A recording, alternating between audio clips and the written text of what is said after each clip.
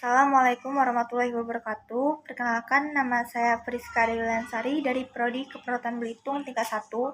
Di sini saya ingin menjelaskan tentang cairan dan elektrolit. Keseimbangan cairan, elektrolit, dan asam basa sangat diperlukan untuk mempertahankan status kesehatan. Dipertahankan dengan cara pengaturan intake, distribusi, dan output. Paru-paru dan ginjal memainkan peran yang penting.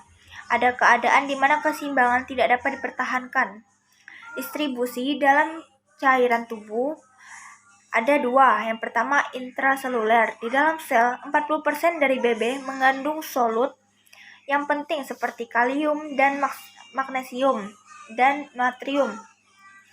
Yang kedua ada ekstraseluler, meliputi cairan interstitel dan intravaskuler. Cairan interstitel berada di sekitar sel yang merupakan lingkungan eksternal sel, 15% dari BB. Cairan intravaskuler disebut juga plasma, merupakan 5% dari BB. Komposisi solut sama dengan cairan intraseluler tetapi proporsi berbeda. Kalium adalah ion utama di intrasel, sementara natrium adalah ion utama di ekstraseluler. Selanjutnya, komposisi cairan tubuh ada elektrolit. Senyawa yang jika dilarutkan di dalam air akan terurai menjadi partikel bermuatan plus kation dan partikel bermuatan min anion. Misal natrium, kalium, kalsium, dan magnesium. Elektrolit diperlukan oleh tubuh untuk menjalankan fungsi vital seperti aktivitas neuromuskular. Selanjutnya ada mineral yang berperan dalam aktivitas penting dalam tubuh seperti metabolisme makanan. Contoh mineral penting adalah zinc dan zat besi. Pergerakan cairan tubuh, cairan dan elektrolit selalu berpindah dari satu kompartemen ke kompartemen lain agar keseimbangannya selalu terjaga. Cairan dan elektrolit berpindah dengan cara yang pertama difusi. Pergerakan partikel dari larutan dengan konsentrasi tinggi ke larutan dengan konsentrasi rendah. Selanjutnya osmosis. Pergerakan pelarut dari larutan dengan konsentrasi rendah ke larutan dengan konsentrasi tinggi melalui membran semi-permeable. Kecepatan osmosis bergantung pada konsentrasi solut, suhu larutan, muatan listrik zat terlarut, dan perbedaan tekanan osmotik larutan. Selanjutnya ada filtrasi, proses di mana solut dan solvent bergerak dari satu kompartemen ke kompartemen lain akibat perbedaan tekanan hidrostatik. Terus ada transport aktif, berpindah zat terlarut melawan gradien tekanan dan konsentrasi.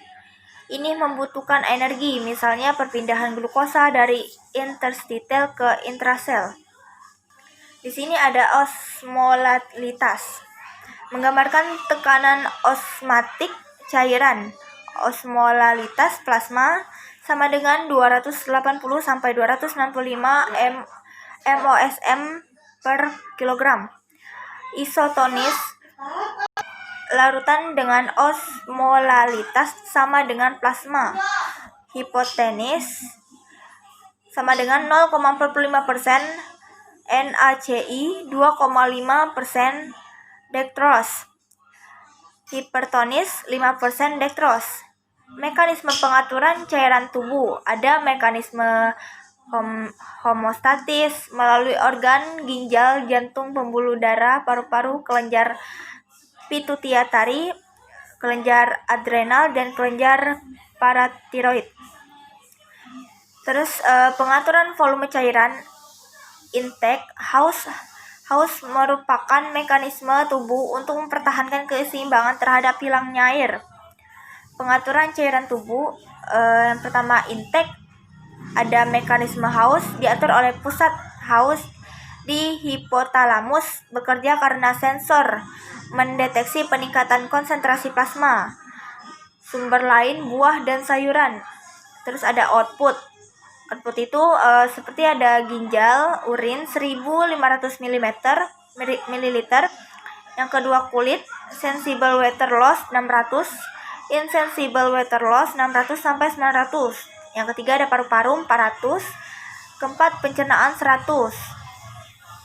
Faktor yang mempengaruhi keseimbangan cairan ada antidiuretik hormon dihasilkan oleh kelenjar hipofisis, berespon terhadap peningkatan osmolalitas, bekerja dengan meningkatkan reabsorpsi cairan di tubulus ginjal. Aldosteron dihasilkan korteks adrenal, meningkatkan reabsorpsi natrium dan sekresi kalium. Sistem saraf otonom, aktivasi saraf simpatis, meningkatkan produksi kelenjar keringat. Pengaturan keseimbangan elektrolit, ada natrium yang dipengaruhi oleh intake aldosteron dan urin output. Nilai norma di plasma 135 sampai 145. Kalium berperan dalam pengaturan keseimbangan asam basa dan neuromuskuler. Jika terjadi peningkatan reabsorpsi natrium, kalium akan diekskresi normal 3,5 sampai 5,3. Kalsium dipengaruhi oleh paratiroid hormon dan tirokalsitonin. PTH mengatur keseimbangan antara kalsium tulang, reabsorpsi kalium di GIT, dan ekskresi kalium di urin. Tirokalsitonin menghambat pelepasan kalsium dari tulang normal 4-5. Magnesium berasal dari makanan dan diakresikan melalui ginjal N 1,5 sampai 2,5. Klorida diatur melalui intake, ekskresi, dan reabsorpsi di ginjal N sama dengan 100 sampai 106. Bikarbonat ginjal mengatur ekskresi dan reabsorpsi bikarbonat. Bikarbonat adalah buffer kimia yang sangat penting, N sama dengan 22 sampai 26. Fosfat diatur oleh ginjal PTH dan vitamin D. Keseimbangan asam basa dipengaruhi oleh konsentrasi ion hidrogen dalam plasma, menggambarkan keadaan di mana kecepatan pembentukan asam atau basa di dalam tubuh sama dengan kecepatan ekskresi asam atau basa, diukur dalam bentuk pH. Darah sama dengan 7,35 sampai 7,45. Gangguan keseimbangan cairan, kekurangan cairan, kelebihan cairan, sindrom kompartemen ketiga, cairan bertumpuk di interstitial, hiperosmolar atau dehidrasi, penurunan ADH, hiposmolar, peningkatan ADH. Gangguan keseimbangan elektrolit, hipo dan hipernatremia, hipo dan hiperkalemia, hipo dan hipermagnesemia, hipo dan hiperkloremia. Terus di sini ada asuhan keperawatan pada gangguan pemenuhan cairan dan elektrolit. Riwayat kesehatannya: tidak makan atau minum, sulit makan, kehilangan yang berlebihan lewat muntah, diare, keringat karena panas, drainage luka bakar, sedation, mendapat pengobatan diuretik post operasi, penyakit kronik ginjal, GGN hormon.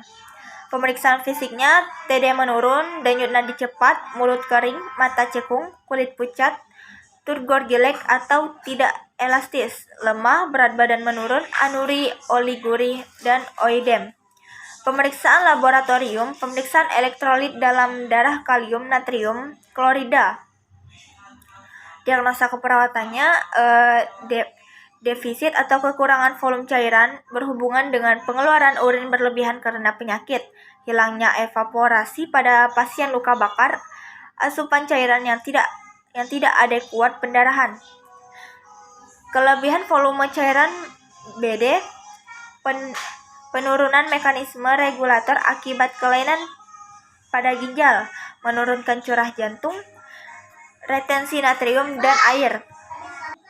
Tindakan keperawatan: monitor intake, output, kolaborasi pemasangan IV line U